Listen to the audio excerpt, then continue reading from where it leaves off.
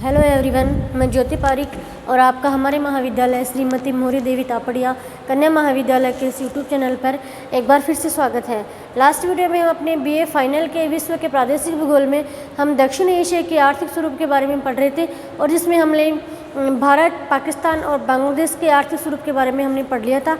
और आज हम पढ़ने जा रहे हैं श्रीलंका के आर्थिक स्वरूप के बारे में। श्रीलंका, तो देखिए श्रीलंका के बारे में हम पढ़ते हैं। इसमें सबसे पहले हम कृषि के बारे में पढ़ेंगे। तो देखिए श्रीलंका में मुख्य रूप से जो कृषि का उत्पादन किया जाता है जिसमें प्रमुख है चाय, उसके बाद है नारियल, रबड़। ठीक है, मुख्य रूप से चाय है, नारियल, रबड़ आदि फसलों का उत्पादन श्रीलंका में किया जाता है। इसके अतिरिक्त चावल का उत्पादन भी किया जाता है, लेकिन मुख्य रूप से जो फसल का उत्पादन किया जाता है श्रीलंका में तो वो है चाय का उत्पादन मुख्य रूप से किया जाता है।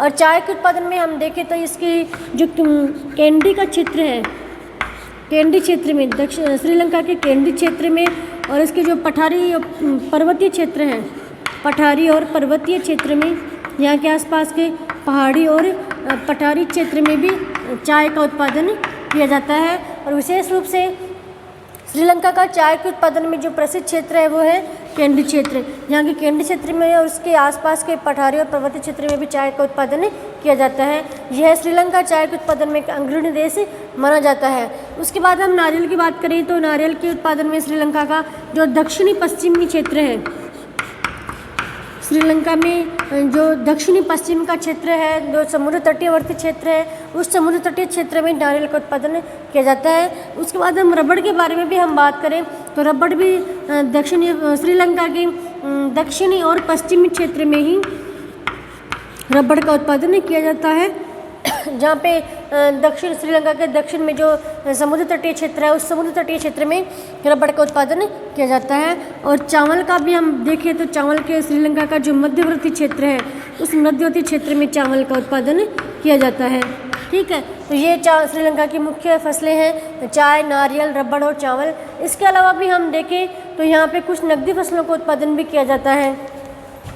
ठीक है, इन फसलों के अतिरिक्त यहाँ पे कुछ नकदी फसलें जिसमें प्रमुख है कॉफ़ी, ठीक है, रबड़, कॉफ़ी है, रबड़ है। उसके बाद में जो बागाती फसलें हैं जिसमें कोको, काजू, ठीक है, काजू है। इसके अलावा व्यापारिक फसलें जिसमें अनानास, केला, अनानास है, केला है, ठीक है, और पपीता, संतरा, पपीता, संतरा, ठीक है। इन फलों का भी उत्पादन श्रीलंका में किया जाता है। ठीक है, उसके अलावा कुछ गरम मसालों का भी उत्पादन किया जाता है। यहाँ पर गरम मसाले भी उत्पादित पहाड़ी क्षेत्रों में उत्पादित किए जाते हैं, गरम मसाले पहाड़ी क्षेत्रों में। ठीक है, तो ये यहाँ की मुख्य फसलें हो गई। इससे पहले हमने पढ़ा था कि चावल, चाय, रबड़, नारियल, और उसके बाद कुछ व्यापारिक फसलें जिसमें कॉफ़ी है, रबड़, काजू, उसके अलावा अनानास, केला, पपीता और संतरा, और कुछ यहाँ पे मसाले भी, गरम मसालों का उत्पादन भी श्रीलंका में किया जाता है।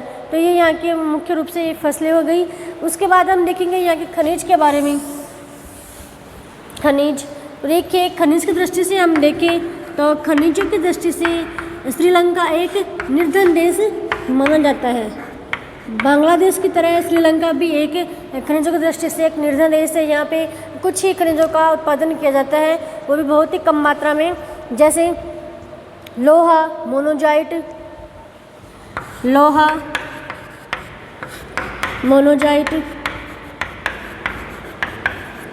अब्रक, अब्रक है, सिलिका, ठीक है, अब्रक, सिलिका है, ग्रेफाइट, ग्रेफाइट। इन खनिजों का उत्पादन यहाँ पे किया होता है, लेकिन बहुत ही कम मात्रा में। ठीक है, मुख्य रूप से हम देखें तो यहाँ पे खनिजों की दृष्टि से श्रीलंका एक पूरी तरह से एक निर्जन देश है। यहाँ पर किसी भी खनिज का उत्पादन अच्छी मात्रा में नहीं होता है, लेकिन कुछ जो खनिज है जैसे लोहा, अब्रक है, मोनोजाइट है, सिलिकॉन रेत है, इन खनिजों का जो उत्पादन है बहुत कम मात्रा में यहाँ पे किया जाता है, और इनके अलावा किसी भी खनिज का उत्पादन श्रीलंका में नहीं किया जाता है। ठीक है, उसके बाद हम देखें जो शक्ति के संसाधन है जिसमें पेट्रोलियम,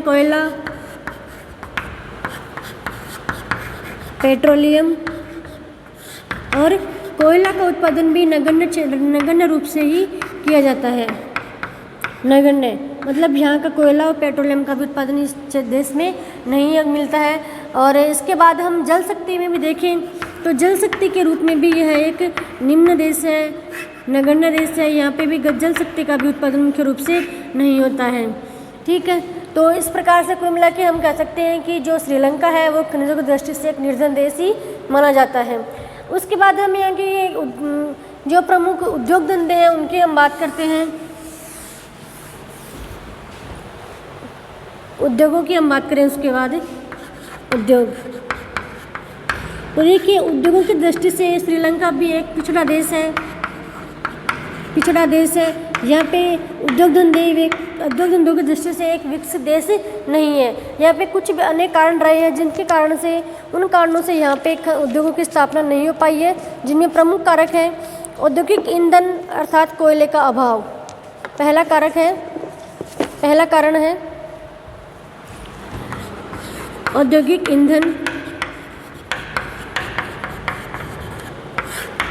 ईंधन व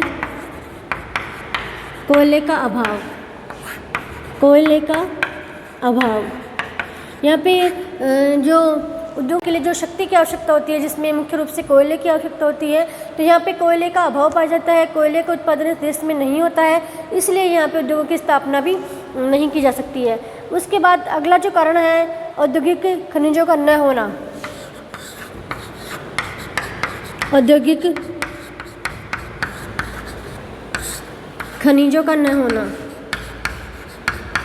खनिजों का न होना मतलब उद्योग की स्थापना के लिए जो कच्चे माल की आवश्यकता होती है, किसी भी उद्योग की स्थापना के लिए सबसे प्रमुख जो आवश्यकता होती है, सबसे पहली जो आवश्यकता होती है कच्चा माल। जैसे लोहा इस्पात उद्योग स्थापित करने के लिए कच्चे लोहे की आवश्यकता होती है।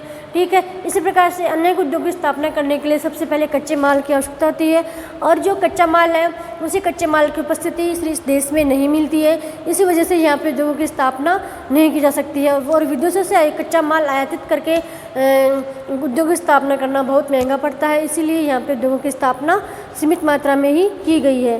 उसके बाद अगला जो कारण है वह है उन कृषि उपजों का न होना जिस पर उद्योग विकसित होते हैं। उन कृषि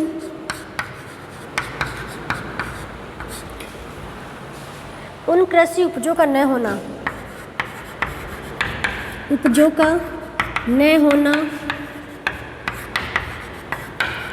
जिस पर उद्योग विकसित होते हैं।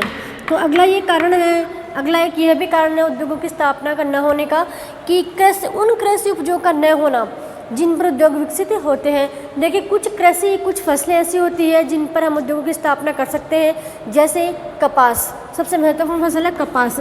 तो कपास के द्वारा, मुर्गी के द्वारा हम वस्त्र उद्योग का निर्माण कर सकते हैं। वस्त्र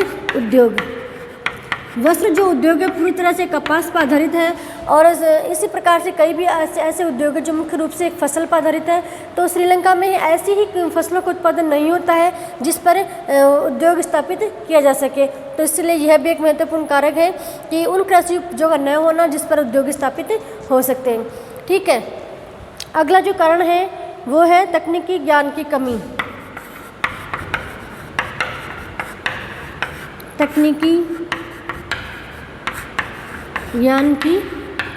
तो देखिए उद्योगों की स्थापना करने के लिए बहुत बड़ी मात्रा में नई प्रकार की मशीनों का, नए यंत्रों का उपयोग किया जाता है, और उसी तकनीकी का श्रीलंका में अभाव है, इसीलिए यहाँ पे उद्योगों की स्थापना नहीं की जा सकती है। आजकल उद्योग की स्थापना करने के लिए अच्छी अच्छी तकनीकी नई टेक्नोलॉजी का भी आविष्कार किया गया है, लेकिन श्रीलंका में इसका विकास ही नहीं हुआ है तकनीकी ज्ञान का, इसलिए यहाँ पे उद्योगों की स्थापना भी नहीं की जा सकती है।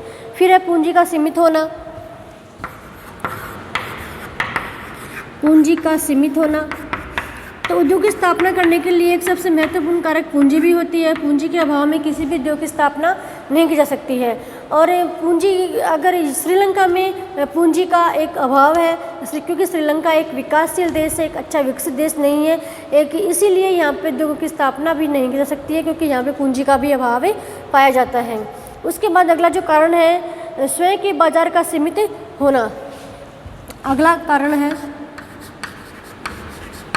स्वयं के बाजार का सीमित होना। तो देखिए, उद्योगों की स्थापना करने के लिए सबसे महत्वपूर्ण कारक एक बाजार भी होता है। उद्योगों में विभिन्न प्रकार के उत्पादित तो कर लिए जाते हैं, लेकिन उनको खपत करने के लिए हमें बाजार की आवश्यकता होती है। और श्रीलंका में इस महत्वपूर्ण एक जो बड़ा बाजार है, उस बाजार की, स्थानीय बाजार की वहाँ पे कमी है, इसलिए स्थानीय बाजार की कमी होने के कारण से भी वहाँ पे उद्योगों की स्थापना नहीं की जा सकती है। तो ये इतने महत्वपूर्ण कारक है जिसकी वजह से उद्योगों के मामले में भी श्रीलंका एक पिछड़ा देश माना जाता है।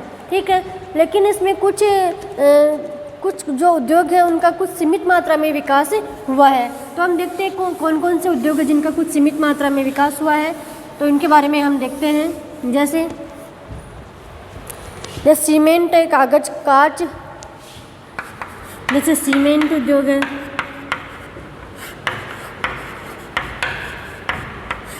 कागज उद्योग है,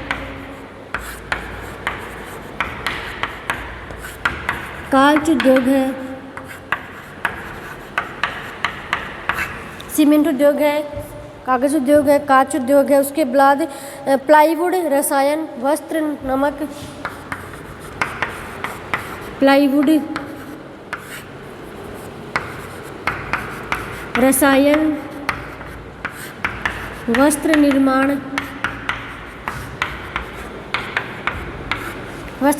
है। उसके बाद हम देखें तो उर्वरक है, लोहे का सामान है, पेट्रोलियम शोधन, उर्वरक, लोहे का सामान, पेट्रोलियम शोधन, इन उद्योगों का विकास कुछ मात्रा में, कुछ सीमित मात्रा में श्रीलंका में हुआ है। कौन कौन से उद्योग है? सीमेंट उद्योग है, कागज उद्योग है, कांच उद्योग है, प्लाईवुड है, रसायन उद्योग है, वस्त्र निर्माण उद्योग है। उसके बाद उर्वरक, लोहे का सामान और पेट्रोलियम शोधन का विकास कुछ सीमित मात्रा में श्रीलंका में किया गया है। इस प्रकार से आज की वीडियो में हमने श्रीलंका की जो आर्थिक स्वरूप है, जिसमें हमने कृषि, उसके उद्योग और उसके खनिजों के बारे में हमने पढ़ लिया है। और नेक्स्ट वीडियो में हम एक नया टॉपिक लेके आएंगे। तब तक के लिए धन्यवाद।